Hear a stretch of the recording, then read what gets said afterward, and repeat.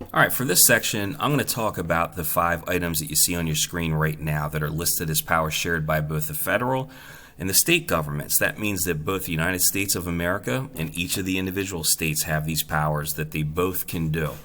Both levels of government, the U.S. federal government and the state government, can tax. That's their main way to raise revenue. So places like the state of Pennsylvania can place a variety of taxes over its citizens, but so can the U.S. government. And through the years, we've had more taxes grow, as we've also had more services provided by the government. Both levels can borrow money. They can borrow money from their citizens, they can borrow money from private investors, they can borrow money from foreign countries, but both have the ability to borrow money to fund their endeavors as a government. Both can charter banks. Banks can be set up at the state level, banks can be set up at the federal level. Because of the nature of a bank being in the money industry, there's oversight for the banks with how they operate, with how they establish themselves as a business and keep it honest so that people's money is protected there. So both the states and the federal government have the ability to offer banks what's described as a charter, which is just the initial structure for how the bank's going to operate and then how it's governed and overseen as they operate through the years. The next thing they both can do is pass bankruptcy laws.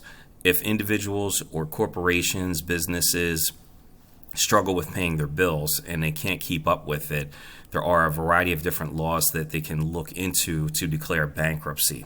Now, to explain this is really beyond my scope and sequence. You'd probably have to get a lawyer who specializes with bankruptcy to talk about all the different forms of it and what that looks like as businesses or individuals have to go through that structure of their financial state of affairs. But both the U.S. government and also the states can set up bankruptcy laws that deal with individuals or businesses as they sometimes fall into tough times and struggle to pay off what their debts are. Lastly, number 5 is the establishment of courts.